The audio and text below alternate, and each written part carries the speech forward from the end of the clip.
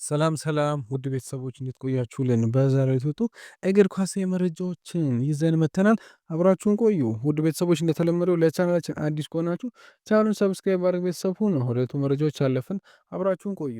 አርኔ ስሎት የክለቡ ባለቤቶች ድጋፍ እያደረጉላችሁ ተባለ። የመርሴዱ ክለብ ሊቨርፑል አሰልጣኝ አርኔ ስሎት አሁንም የክለቡ ባለቤቶች ድጋፍ እንዳላቸው ተገልጿል። ሊቨርፑል፣ ቼልሲ፣ ማንቸስተር ዩናይትድ ተከትሎ በውድድር ዓመቱ አጋማሽ አሰልጣኝ የመቀየር ሀሳብ እንደሌላቸውም ተነግሯል። ክሪስታል ፓላስ አሰልጣኝ ሊያሰናብት ይችላል ተባለ። ክሪስታል ፓላስ ኦሊቨር ግላስነር ከኃላፊነታቸውን ለማሰናበት እያጤነበት መሆኑ ተገልጿል። ኦሊቨር ግላስነር ከቀናት በፊት በዓመቱ መጨረሻ ከክለቡ ጋር እንደሚለያዩ በይፋ ማስታወቃቸው ይታወቃል። ይሁን እንጂ አሰልጣኙ ትላንት የሰጡትን አስተያየት ተከትሎ ክለቡ ሊያሰናበታቸው ማሰቡን ስካይ ስፖርት ዘግቦታል። ማርክ ጉሂ ዝውውር ለመጨረስ ማንቸስተር ከተማ መድረሱ ታውቋል። ፓትሪክ ዶርጉ ኤምሬትስ የምንሄዱ 3 ነጥብ ለመውሰድ ነው አለ።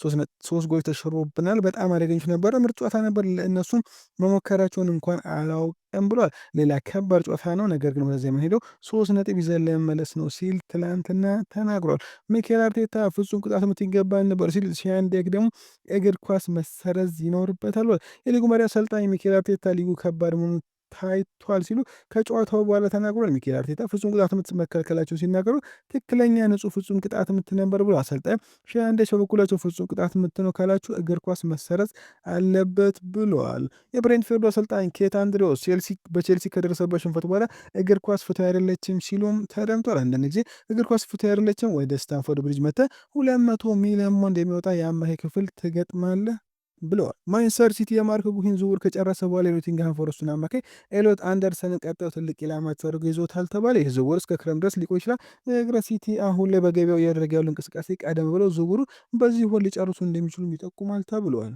ራፊንሃ በጉዳት ምክንያት ከዛሬ ምሽቱ የሪያል ሶሲዳድ ጨዋታ ውጭ መሆኑ ተነግሯል። ጁቬንቱስ ለዣን-ፖል ማቴታ ውሰት ለክሪስታል ፓላስ 2 ሚሊዮን ዩሮ እያቀረቡ ሲሆን 2026/27 ዩሮፓ ሊግ ብቁ ከሆኑ 28 ሚሊዮን ዩሮ የግዢ አማራጭን ውል ሊያካቱ ይችላሉ ሲል ዲማርዚዮ ዘግቦታል። ማውሪሲዮ ፖቼቲኒ ወደ ስፐርስ ለመመለስ ዝግጁ ነው። ነገር ግን ክለቡ ቶማስ ፍራንክን ካባረረ እስከ ዓመቱ መጨረስ ጊዜ አሰልጣኝ ሊሾም ይችላል ሲል ቤን ጃኮብ ዘግቦታል። ቶተንሃም የአመራር ለውጥን በንቃት እያፈላለጉ ነገር ግን ወዲያውኑ ቶማስ ፍራንክን ለማሰናበት እያሰቡ አይደለም ትሏል። ፍራንክ ማክሰኞ ከቦሩሲያ ዶርትመንድ ጋር በሚደረገው የቻምፒየንስ ሊግ ጨዋታ በቡድን ውስጥ እንደሚቆይ ይጠበቃል። ከዚያም ባሻገር ውጤቱን ለማሻሻል ለምን ያህል ጊዜ እንደሚሰጠው ግልጽ አይደለም ተብሏል። የማርክ አንደ ተር ስቴገን ወደ ጄሮና የሚያደርገው ዝውውር በአንድ ወይም በሁለት ቀናት ውስጥ ሊጠናቀቅ ይችላል ሲል ፋብሪዚዮ ሮማኖ ዘግቦታል። ቼልሲ ከጄሬሚ ጃክዌት ጋር እስከ ሰኔ 2030 ድረስ በሚቆይ ውል ተስማምቷል። ደሞዙ በአንድ የውድድር ዘመን 6 ሚሊዮን ፓውንድ ነው ተብሏል። ጃኬት ለመቀላቀል ቢዋጋም ቼልሲ አሁንም ከሬንስ ጋር በዝውውር ክፍያ ላይ መስማማት አለበት። የቼልሲ አሁን ዋጋ 50 ሚሊዮን ዩሮ፣ ነገር ግን ሬንስ 62 ሚሊዮን ዩሮ እየጠየቀ ነው። ቼልሲ ስምምነቱን ለማጣቅ ሲጥር ድርድሩ በሚቀጥሉት 24 እና 28 ሰዓት ውስጥ ይጠናከራል ተብሏል። ናፖሊ ኔዘርላንዱ የክፍል ተጫዋች ነው አላን ግን በዚህ ወር ከክለቡ የሚለቁት ከሆነ ከብራይተን በሮማ በውሰት የሚገኘን የአየርላንድ አጥቂ ኢቫን ፈርጉሰን ለማስፈረም ሊፈልጉ ይችላል ተባለ። ያን ውጭ በጣሊያን በውሰት ቆይቶ 5 ጎሎችን አስቆጥሯል። ማንቸስተር ዩናይትድ አሁን የፖርቹጋል አማካይ ሩበን ኔቬስን ፊርማ ይፈልጋል። ነገር ግን አልሂላል 20 ሚሊዮን ፓውንድ ክፍያ ይጠይቃል። ከሳውዲ ክለብ ጋር ያለው በሰኔ ወር ያበቃል። ስለዚህ በዚህ ክረምት በነፃ ወኪልም ይገኛል ተብሏል። አስቶን ቪላ አዲሱን የስፐርስ ፈራሚ ኮነር ጋላገርን ካጡ በኋላ ትኩረታቸውን ወደ ሪያል ማድሪድ አማካይ ዳኒ ሴባዮስ ሊያዞሩ ይችላሉ ሲል ቶልክ ስፖርት ዘግቦታል። ዌስትሃም የአርሰናል ከኤታን ንዋኔሪን ለማዘወር የሞከረው መድፈኞቹ በውሰት መልቅ ለእድገቱ የተሻለ እንደሆነ አላመኑበትም ተብሏል።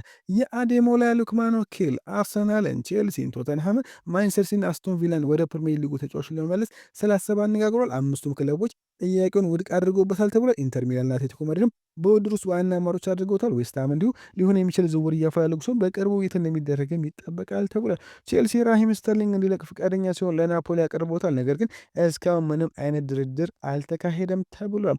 ማንቸስተር ሲቲና ፔፕ ጋርዲዮላ ከዚህ ውድድር ዘመን በኋላ ስላለ ወደፊት ዕጣ ፈንታ ወሳኝ ቤቶቹ ላይ ይገኛሉ። ሲቲ የኤንዞ ማሬስካን ካፕ በተደጋጋሚ እያነጋገረ የጋርዲዮላ ውሳኔ በሚቀጥሉት ወራት በውጤቶቹ የተመሰረተ እንደሚሆን ይጠበቃል። ሳዲዮ ማኔ በትውልድ በከተማው $500,000 የሚወጣ ሆስፒታል አሰርቶ አስረክቧል። ለአካባቢ ነዋሪዎች ነጻ የጤና አገልግሎት ይሰጣል። እንዲሁም ለእያንዳንዱ ቤተሰብ በየወሩ $76 ይለግሳል። እንዲሁም ነጻ ኢንተርኔትና ኤሌክትሪክ አገልግሎት ይሰጣል። ሴኔጋል የአፍሪካ ዋንጫን ካሸነፈች የሚያገኘውን ገቢ ሁሉንም ለበጎ አድራጎት እንደሚለግስ ቃል ገብቷል። በሰነት ላይ ካሜሩን አማካይ ካርሎስ ባሌባን በክረምቱ ከብራይተን እንደሚያስፈርሙት በራስ መተማመናቸው የጨመረው ሲባል የፖል ፓርበር አቋም ግልጽ ነው። ባሌባ ለሽያጭ አይቀርም ወይም 100 ሚሊዮን ፖንድ ከቀረበ ብቻ ይሸጣል ነው ብሏል። ብራይተን ትላልቅ ክለቦች በሚቀጥለው ክረምት ፊርማውን ለማግኘት እጅጉን እንደሚፎካከሩ ያውቃሉ ብሏል። ሪዮ ፈርዲናንድ ማንቸስተር ዩናይትድ ለኦሲሜን ዝውውር ከቀረበ 100% ተጫዋቹ ሊዘዋወር ዝግጁ ነው ሲል ተናግሯል። የፓብሎ ዲባላ በሮማ ያለው ጊዜ የሚያበቃ ይመስላል። ኮንትራቱ በሰኔ ወር ስለሚጠናቀቅ የወደፊት ህይወቱ እርግጠኛ አይደለም። አሁን ላይ እድሳት ንግዱ ተቋርጧል። በዚህ ክረምት እንደ ነፃ ወኪል በገበያው ላይ ይገኛል። ከብዙ ክለቦች ፍላጎትም ከአሁኑ እየሳበ ነው ተብሏል። ማይክል ካሪክ ኮቢ ሜኖ ሙሉ በሙሉ ያምናል። ስለዚህ በጥር በውሰት እንዲለቅ አይፈልግም። ለማንሳት የወደፊት አፈንታ ቁልፍ ተጫዋች እንደሆነ ያስበም። እንዲሁም ማይክል ካሪክ የሃሪ ማግዋየርንም ንግግሮች እንዲቆሙና ተጫዋቹን በማይሰር መውጣት እንዲፈልግ ለቦርዱ አሳውቋል ተብሏል። ውድ ቤተሰቦች ለዛሬ ቆይታ በዚያ በቃ መልካም